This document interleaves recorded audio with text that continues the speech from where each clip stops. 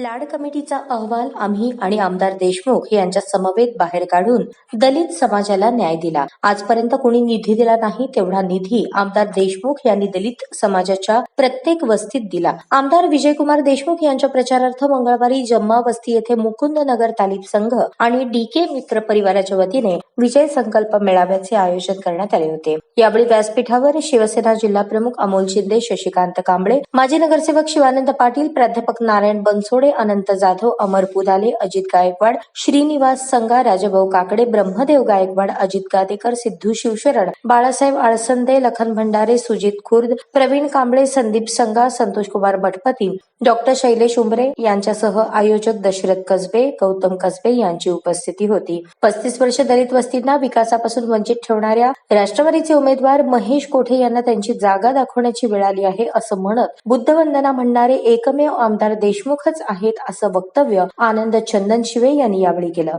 पार्टीने आम्ही मिळून 15 वर्ष आमचा संघर्ष गेला की या सोलापूरचा विकास झाला पाहिजे. या सोलापूरला बजेट मिळत नाही. मालक काय, मालकांना निधी तोडा मिळायचा, मालक त्याच्यात तशा पद्धतीने काम करायचे.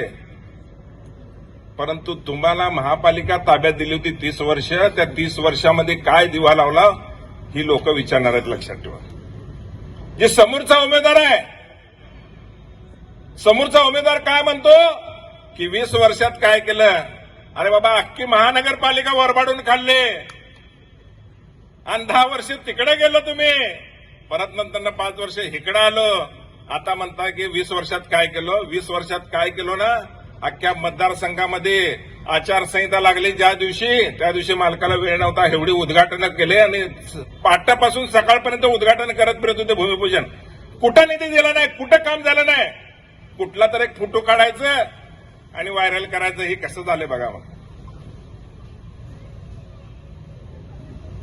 या कार्यक्रमाच्या माध्यमातून मला एवढंच सांगायचं आहे, या मेळाव्याच्या माध्यमातून की येणाऱ्या 20 तारखेचा या ठिकाणी मालकाचं जो तुम्हाला भाषण ऐकायचं आहे, मला भरपूर बोलायचं आहे. परंतु बापू, या ठिकाणी मला एक गोष्ट अजून आमच्या समाजाला सांगायची आहे की लाड कमिटीचा कायदा या ठिकाणी जी पेटीमध्ये कोंडून ठेवणारी होती ना, ती गोसावी आणि त्यांच्यावर दबाव आणणारा कोण होता, तो सध्याचा उमेदवार. त्यांनी लाड कमिटीचा कायदा या ठिकाणी लावू दिला नाही.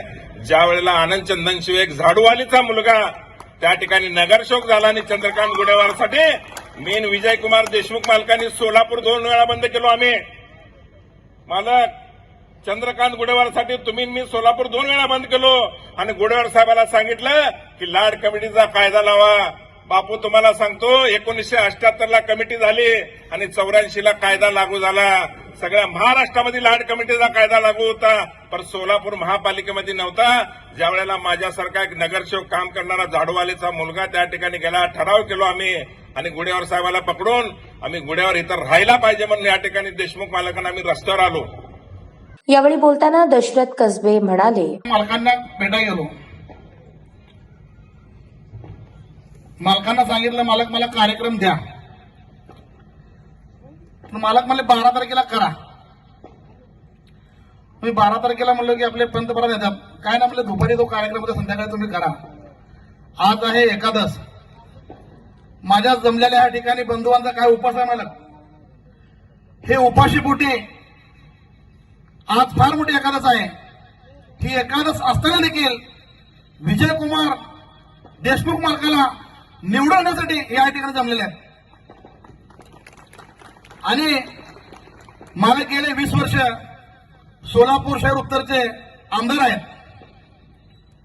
मला थोडक्यात सांगायचं आहे, आताच अजित भाऊ म्हणल्याप्रमाणे कोणी काय अफवा पसरवत आहे, पण आपण किती दिवस लांब राहायचं आणि अशा भामट्या लोकांना किती दिवस बळी पडायचं.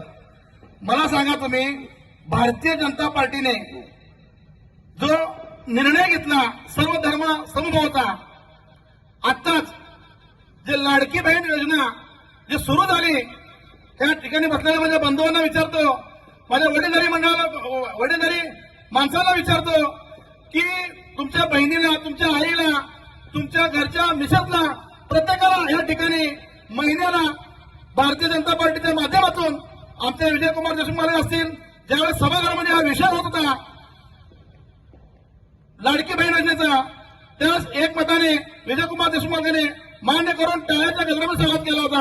आणि मला एवढं सांगायचं आहे की आपल्याला एवढं सांगायचं असताना मला आमची परिस्थिती आमच्या भागातली अशी आहे की आमच्या माता भगिनी 1500 रुपयासाठी काही घरात धुणं भांडं करतात. ही वस्तुस्थिती आहे, ही वस्तुस्थिती आहे. पण सरकारने हा निर्णय घेतला आणि अशा अनेक निर्णय आहेत. शिवसेना जिल्हाप्रमुख अमोल शिंदे मनोगत व्यक्त करताना म्हणाले की गेल्या 5 ते 10 वर्षामध्ये जर ज्या पद्धतीनं विजयकुमार देशमुख मालकांच्या माध्यमातून जर त्यांचा कामाचा निधी बघितला तर 1000 कोटीपेक्षा जास्त निधी शहर उत्तर मतदारसंघामध्ये आणण्यामध्ये ते यशस्वी ठरलेले आहेत.